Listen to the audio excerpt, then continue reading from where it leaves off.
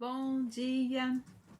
Estamos de volta na nossa classe de mulheres adoradoras, aprendendo, a palavra de Deus. Nós estamos trabalhando neste ano as cartas, as viagens de Paulo na nossa IBD. Esse ano é 250 anos da Escola Bíblica Dominical e nós temos então trabalhado, mesmo no meio dessa pandemia, como nós podemos então aprender com Paulo, as nossas doutrinas básicas cristãs. E nós estamos então, como classe das mulheres adoradoras, estudando a carta de Efésios.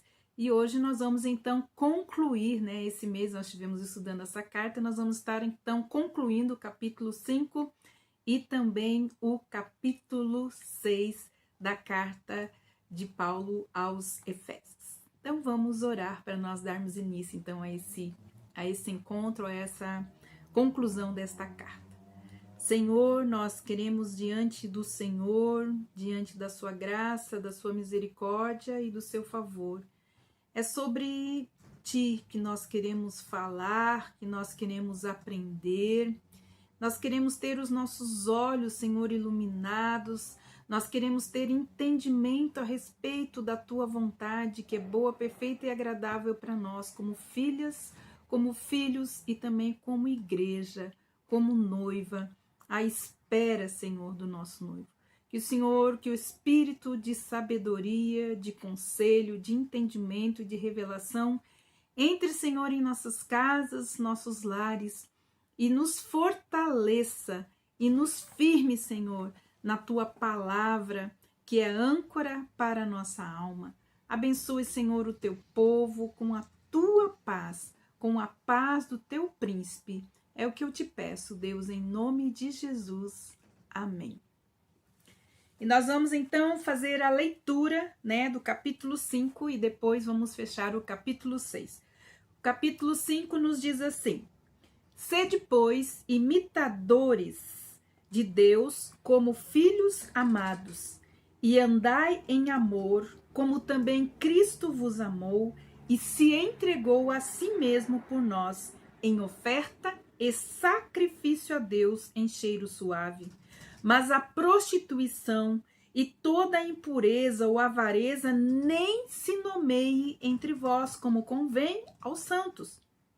Nem torpeza, nem parvoíces, nem chocarrices, que não convém, mas antes ações de graças. Porque bem sabeis isto, que nenhum fornicador, ou impuro, ou avarento, ou qualquer idólatra, tem herança no reino de Cristo e de Deus. Ninguém vos engane com palavras vãs, porque por estas coisas vem a ira de Deus sobre os filhos da desobediência. Portanto, não sejais seus companheiros, porque noutro tempo erais trevas, mas agora sois luz no Senhor, andai então como filhos da luz. Porque o fruto do Espírito está em toda bondade, justiça e verdade, aprovando então o que é agradável ao Senhor. E não comuniqueis com as obras infrutíferas das trevas, mas antes condenai-as. Porque o que eles fazem em oculto, até dizê-lo é torpe. Mas todas essas coisas se manifestam sendo condenadas pela luz, porque a luz tudo manifesta. Pelo que diz: desperta tu, ó que dormes, e levanta-te dentre os mortos, e Cristo te esclarecerá. Portanto, vede prudentemente como andais, não como nécios, mas como sábios, remindo o tempo, porquanto os dias são maus. Pelo que não sejais insensatos, mas entendeis qual seja a vontade do Senhor. E não vos embriagueis com vinho em quem há contenda, mas enchei-vos do Espírito, falando entre vós, com salmos e hinos e cânticos espirituais, cantando e salmodiando ao Senhor no vosso coração, dando sempre graças por tudo ao nosso Deus, Pai, em nome do Senhor Jesus Cristo, sujeitando-vos uns aos outros no temor de Deus. Quanto aos deveres domésticos, Vós, mulheres, sujeitai-vos aos vossos maridos como ao Senhor, porque o marido é o cabeça da mulher, como também Cristo é o cabeça da igreja, sendo ele o próprio Salvador do corpo. De sorte que, assim como a igreja está sujeita a Cristo, assim também as mulheres sejam sujeitas a seus maridos. Vós, maridos, amai as vossas mulheres, como também Cristo amou a igreja e a si mesmo se entregou por ela, para santificar, purificando-a com lavagem da água pela palavra, para apresentar a si mesmo como a igreja gloriosa, sem mácula, sem ruga, nem coisa semelhante, mas santa e irrepreensível. Assim, devem os maridos amar as suas próprias mulheres como o seu próprio corpo. Quem ama a sua mulher, ama a si mesmo. Porque nunca ninguém aborreceu a sua própria carne, antes a alimenta e a sustenta, como ao Senhor, a igreja. Porque nós somos membros do seu corpo, por isso deixará o homem, seu pai e sua mãe, e se unirá à sua mulher, e serão os dois uma só carne. Grande é este mistério, digo, porém, a respeito de Cristo e da igreja. Assim também vós, cada um em particular, ame a sua própria mulher como a si mesmo, e a mulher reverencie, dê honra ao seu marido. Então, esse é o capítulo 5 de Efésios. E nós temos, então, quais são os temas principais dessa carta. Uma delas, então, ele começa falando, exortando, então, a igreja a importância de ter uma vida santa, né? Uma vida de santidade. Depois ele vai falando de como devem ser os novos relacionamentos, quais são os princípios, então, que devem prevalecer no relacionamento entre marido e mulher, pais e filhos, entre escravos e senhores. E ele então termina o capítulo 6 falando sobre a batalha espiritual de todo o cristão. Então nós vamos começar, né, falando a respeito então do capítulo 5, onde Paulo então exorta os crentes e desafia os crentes a serem imitadores de Cristo. Então Paulo vai explicando como nós, como cristãos, pequenos cristos andando na terra, podemos ser, então, imitadores de Cristo. Então, na carta anterior, ele falou como nós devemos aprender de Cristo, né? E também ele fala que nós não devemos entristecer o Espírito Santo de Deus. Os crentes, eles não podem imitar, então, a Deus no poder, no conhecimento e nem na onipresença. Mas nós podemos imitá-lo em algo muito especial, que é o sacrifício pessoal. Então, como nós podemos então manifestar esse sacrifício pessoal? Ele mostra então algo muito importante e que eu creio que é uma das maiores dificuldades, não só do cristão, mas de todos aqueles que vivem a sua vida muitas vezes adoecida, almas adoecidas, porque não tem um espírito perdoador. Ele falou que a maneira de manifestar a nossa imitação, a nossa filiação, a nossa identidade em Deus é tendo um espírito perdoador. Então ele conclama a igreja a imitar Deus, tendo então um espírito perdoador. O exemplo então desse perdão é o perdão que Deus nos deu. Então a base dessa exortação de Paulo à igreja a Éfeso é mostrar o padrão de perdão que Deus ofereceu a nós. Então ele faz essa ligação. Deus, em Cristo, ele nos perdoou e por isso nós devemos ser imitadores de Deus, perdoando uns aos outros. Então ele coloca um motivo especial. Por que nós devemos ter esse sacrifício pessoal e manifestar um espírito perdoador? Então ele acrescenta a frase, como filhos amados. Olha só, na nossa vida natural, os filhos, eles têm a aparência da família. Então, tal pai, tal filho, não é isso que nós falamos? Então, e os filhos, eles têm a obrigação de proteger o bom nome da família. Na vida espiritual, como filhos amados do nosso Pai, nós devemos manifestar, então, a mesma característica de imitar o nosso Pai. E a forma como a maneira, então, como o mundo vai conhecer a Deus é através de nós que estamos imitando aquilo que o nosso Pai faz e nos pede para fazer. Então, devemos manifestar o nosso Pai ao mundo. E por isso ele fala: andai de maneira digna de quem? Dele, o nosso Pai. A outra maneira de imitá-lo, como pede Paulo, é andando em amor. Andar em amor significa, então, mais uma parte desse sacrifício pessoal, né? Amar é dar-se. Paulo está falando do sacrifício de doar-se, do sacrifício de dar-se pelos outros. Então, foi o mesmo exemplo. Quem foi agora? Ele estava falando do perdão que recebemos em Cristo, né? Recebemos o perdão de Deus através de Cristo. E agora nós devemos imitar então o perdão que Deus nos deu como Pai. Mas agora nós devemos manifestar o amor tendo como exemplo o próprio Cristo. Então, ele nos amou. A prova do seu amor é que ele se entregou à morte do Calvário por nós. Paulo então nos ensina sobre todos os dons de Deus, tudo que nós temos recebido gratuitamente de Deus. Então ele fala, inclusive, ele começa então a falar sobre a sexualidade.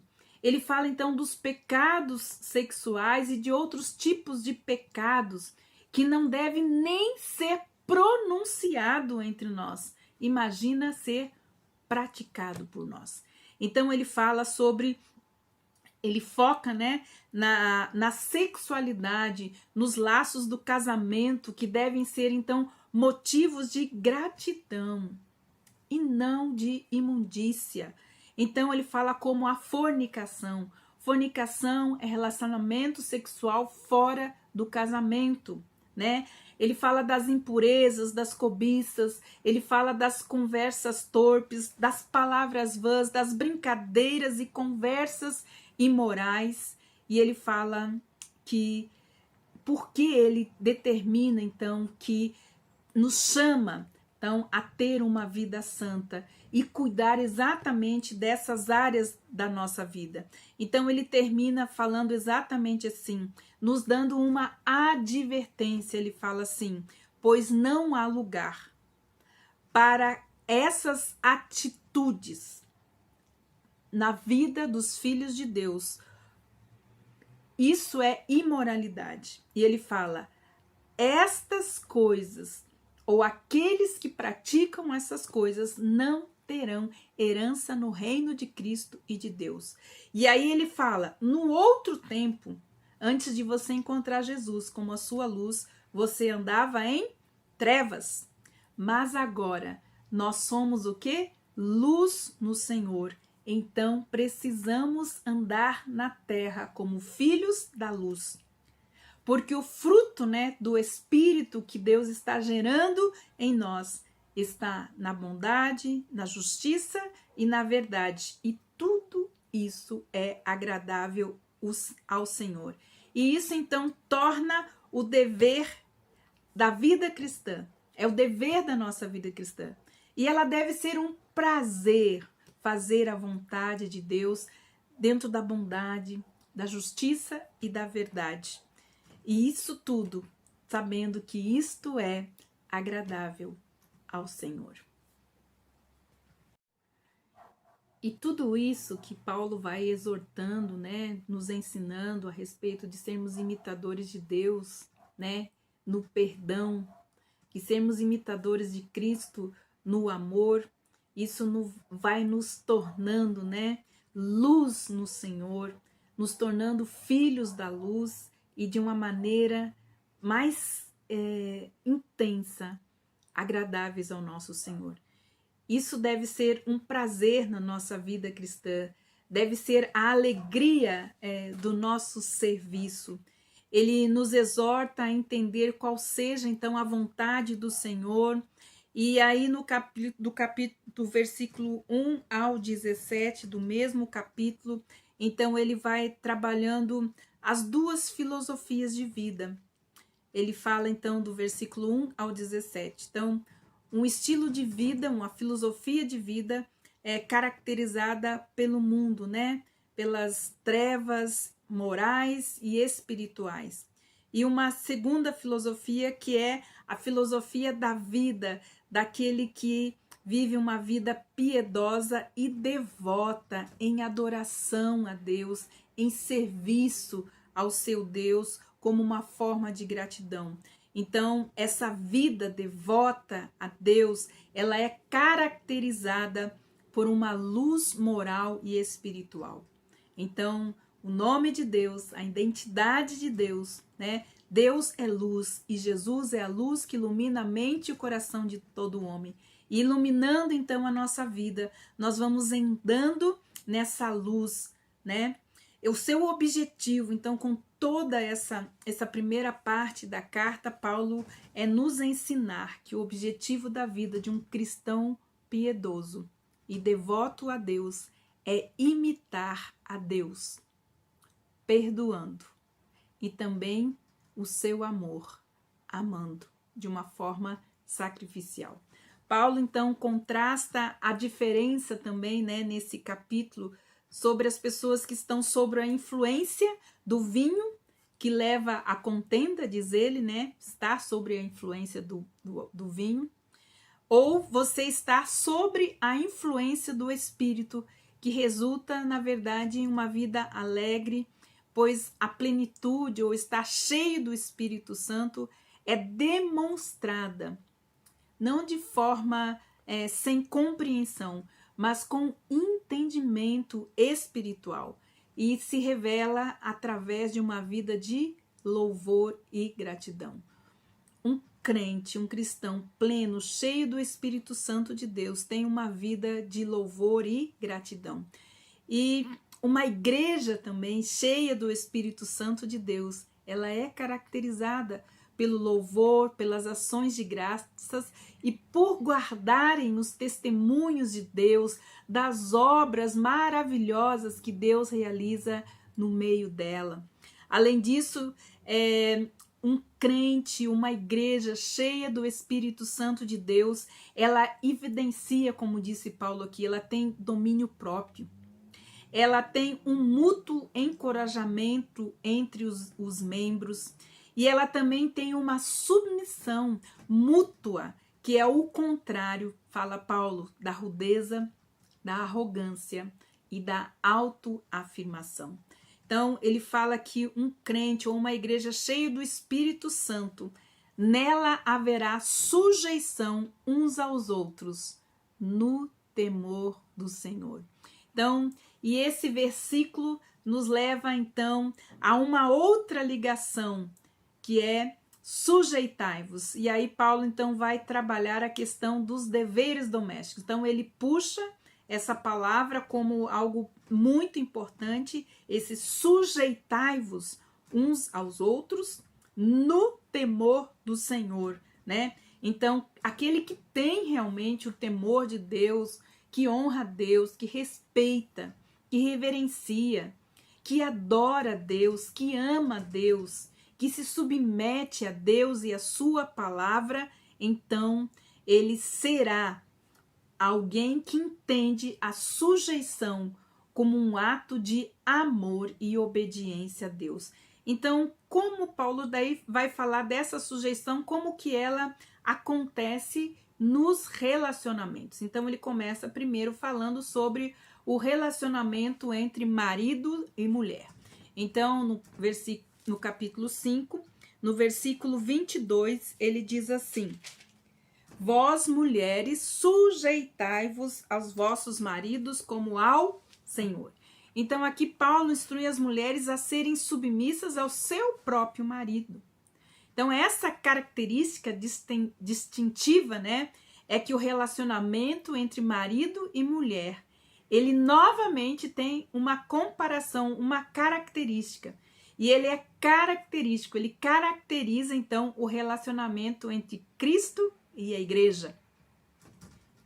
Então, a submissão da mulher, ela tem um padrão, ela tem um modelo, que é o relacionamento que Cristo tem com a igreja. Que a sujeição da mulher a seu marido está ligada, então, à sujeição ao Senhor, como ao Senhor. Assim como Cristo se submete a Deus, assim como Cristo ama a igreja. Paulo aqui, então, ele se dirige, a gente vê que ele se dirige primeiramente às mulheres. Elas devem estar voluntariamente sujeitas, então, ao seu marido. De nenhuma forma, essa compulsão externa, né, está envolvida em sugerir que a mulher seja, de alguma forma, inferior ao homem na união matrimonial. Paulo não está dizendo isso. Paulo está revelando que tanto o papel da mulher, a função da mulher, assim como a função do homem e do marido, isso tudo tem a ver como ao Senhor. É ao Senhor, é uma submissão ao Senhor, uma obediência, então, ao Senhor. A sujeição, ela é regida a essa expressão, então, como ao Senhor. Então, isso é a sabedoria de Deus, é como ao Senhor. A sujeição das mulheres cristãs a seu marido é um aspecto, na verdade, da sua obediência a Cristo, né? É sujeitar-se, é abrir mão dos seus direitos e negar-se em favor de outros. Paulo está falando que nós devemos imitar a Cristo no seu sacrifício. E esta é a forma, então essa é o padrão, o modelo, né? Então ele está falando exatamente isso. A sujeição deve seguir com o exemplo de quem? De Cristo. Então, a essência do evangelho. Nós precisamos entender que o relacionamento matrimonial, ela reflete, né? Então, a essência do evangelho. Paulo se volta também, logo depois, então, para os deveres do marido, para amarem as suas mulheres.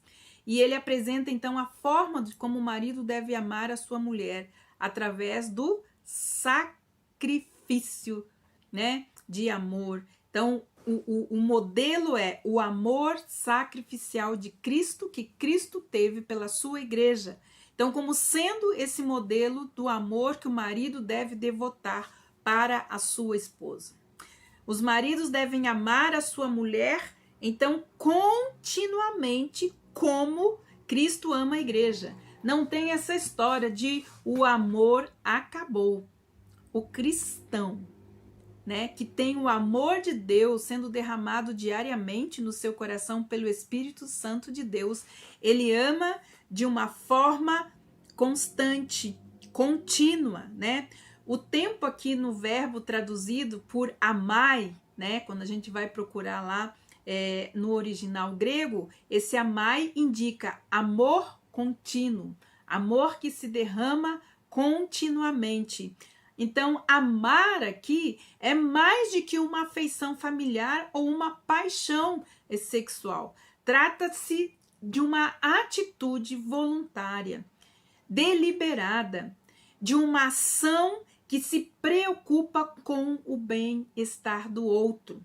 O marido deve amar a sua própria mulher como Cristo amou a igreja. Este é o modelo. Este é o exemplo de amor que o marido deve devotar, então, à sua esposa. O marido deve amar a sua própria mulher como Cristo amou a igreja, como o seu próprio corpo, né? Cristo amou a igreja como o seu corpo. Assim, o marido deve amar a sua esposa como ama a si mesmo, né? E, da mesma forma, O marido ama sua mulher como Cristo amou a igreja, abrindo mão muitas vezes dos seus direitos pessoais pelo bem da sua mulher, da mesma forma como a mulher deve fazer com o seu marido. Esta é uma imagem solene de um amor de aliança. Então, ele reflete a mesma aliança que Deus fez em Cristo Jesus por nós. É o reflexo, então, da união matrimonial. Então, ela lembra aos casais cristãos da sua unidade, do seu relacionamento de ser um só, uma só carne. E por essa razão, deve o marido amar a sua esposa como cuida de si mesmo, como cuida do seu corpo. Então, essa é uma expressão da santa união conjugal. O verdadeiro amor, diz Paulo, é evidenciado quando o marido e mulher têm essa união espiritual, emocional e física. Então, estão unidos, colados espiritualmente, emocionalmente e também fisicamente. Nas escrituras, o compromisso de casamento tem a precedência sobre todos os outros relacionamentos humanos.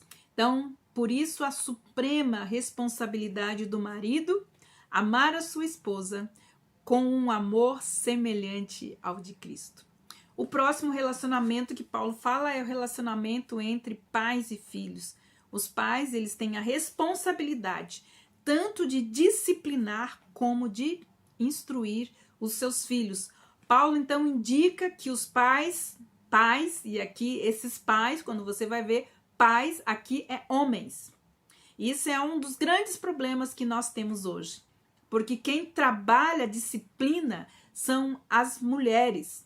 Mas Paulo exorta para nós seguirmos a cadeia de comando que Deus estabeleceu.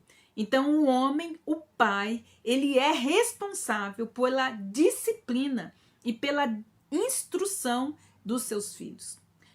Devem tomar a frente nessa responsabilidade. Os problemas que nós vemos e que temos vivido hoje familiares é porque muitos homens não têm tomado essa responsabilidade da disciplina e da instrução aos seus filhos.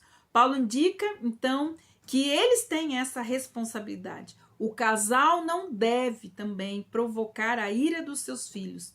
A disciplina, ela não deve de forma alguma ser feita com ira, mas sim com amor e com responsabilidade. Ele fala também sobre o relacionamento entre os servos e os escravos, os servos e os seus senhores. Naquele tempo, então, a alegação de Paulo é de que os escravos e os senhores diante de Deus, eles são iguais. A lei romana injustamente fazia então a discriminação entre servos e escravos, ou entre senhores e escravos. A lei celestial não faz essa distinção. As palavras de Paulo nesse contexto então dão base para um novo sentido de fraternidade e amor entre as raças. E mais tarde nós sabemos que isso foi inspirado então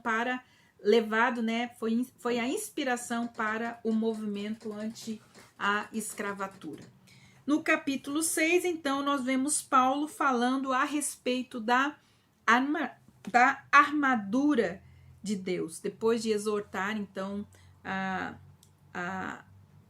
como deveria ser os relacionamentos domésticos, ele vai falar sobre a batalha espiritual de todo cristão no capítulo 6. Então, provavelmente, enquanto Paulo estava preso, ele estava sendo vigiado por um soldado romano vestido, então, com toda a sua armadura. E Paulo, então, como era um homem que tinha visão espiritual, sempre pronto a ver, então, no reino natural e trazer, então, uma lição espiritual. Então, ele faz a seguinte comparação. Estamos cercados por inimigos, e nós devemos, então, tomar toda a armadura de Deus para podermos resistir quando o conflito atingir a sua maior intensidade em nossas vidas. Por 3 vezes, então, Paulo chama os crentes que estejam firmes contra as ciladas do diabo. Nós sabemos que a batalha é espiritual, não é contra a carne nem contra o sangue, mas sim contra as potestades, né, espirituais. Então nós precisamos entender isso. A batalha é espiritual, ela ocorre entre as hostes espirituais da maldade, aonde? Nos lugares celestiais, diz Paulo. Então, Paulo nos fala dessa armadura, que é uma armadura defensiva, que Paulo então descreve nesse capítulo e inclui então 5 componentes. O primeiro deles, o cinturão da verdade. Segundo, a couraça da justiça. Terceiro, o escudo da fé. Quarto, o capacete da salvação. E quinto, a espada do Espírito. Mas também o soldado deve ter em seus pés a sandália da preparação do evangelho da paz. Então, Paulo está aqui instruindo os crentes a se revestirem de toda a armadura. No versículo 13, então, ele aponta que essa armadura tem a natureza divina. Quando a gente estuda ponto por ponto da armadura, a gente tem uma compreensão espiritual maravilhosa. Primeiro, que a nossa armadura não são peças, são uma pessoa. É a Jesus. A armadura toda é uma pessoa. Por isso que a palavra de Deus, Paulo fala que nós devemos nos revestir de Cristo. Quem é a verdade? Jesus. Quem é a justiça? Jesus. Quem é aquele que trouxe a defesa da fé? Jesus. Quem é o capacete da salvação? Jesus. Quem é a espada do Espírito? É a palavra. Quem é a palavra? É Jesus, né? E quem é o evangelho? Jesus. Então a armadura, ela é espiritual e ela é uma pessoa. Nós devemos estar revestidos de Cristo para resistirmos os dias maus e as lutas espirituais que nós temos. Mas nessa armadura, Paulo fala apenas de uma arma ofensiva, né? Ou seja, uma arma de ataque, que é a espada. A espada, que é usada, então, simbolizando, né, a palavra de Deus. Em razão dessa finalidade, então, o conteúdo de origem, ele fala, então, da escritura, ou seja, a palavra de Deus, que é descrita, então, por Paulo como fiel, como uma palavra que já foi confirmada, né, completada, é muito firme e que permanece para sempre, né? A nossa arma de defesa contra o inimigo é a palavra de Deus, assim como Jesus também usou ela no tempo que ele foi tentado pelo inimigo. Cada peça da armadura, ela deve estar cuidadosamente revestida, né? Vestida ou seguida, diz Paulo, de oração. Nós devemos então estar lembrando do jejum, da oração, como armas de defesa, né? São os recursos divinos. Então a oração também é estimulada por Paulo, porque ela nos capacita a ser então dirigidas pelo Espírito Santo de Deus. Ele fala orar, fala também do orar no Espírito. Então isso é importante, que isso mostra a nossa dependência de Deus, né? Que nós não somos ignorantes a respeito de quanto nesta batalha nós somos fracos e não jamais venceríamos ela sozinho, porque nós dependemos de Deus em tudo. Paulo conclui então essa carta com uma saudação que ela omite então algumas referências pessoais, normalmente apresentada, né, em suas cartas. Ele nomeia algumas pessoas, né, agradece algumas pessoas. Nessa carta ele não faz isso. Presume-se que ele tinha então muitos relacionamentos pessoais, não quis esquecer de algum, como às vezes a gente fica, né, e acaba esquecendo alguém fica magoado. Então eles concluem que essa carta era uma carta circular, como iria para outras igrejas, então da região. Ele não quis nomear pessoas. E também é bem provável que seja o Tíquico que levou esta carta junto com a igreja para os Colossenses, e também uma carta pessoal para Filemão. E então, assim, nós damos uma pincelada, né, na carta aos Efésios. Eu agradeço a oportunidade que as mulheres adoradoras, a classe das mulheres adoradoras me deram, de poder trazer, então, um ensino sobre esta carta. Que Deus abençoe cada um de vocês e um domingo maravilhoso na presença do Senhor. Deus os abençoe e até o nosso próximo encontro.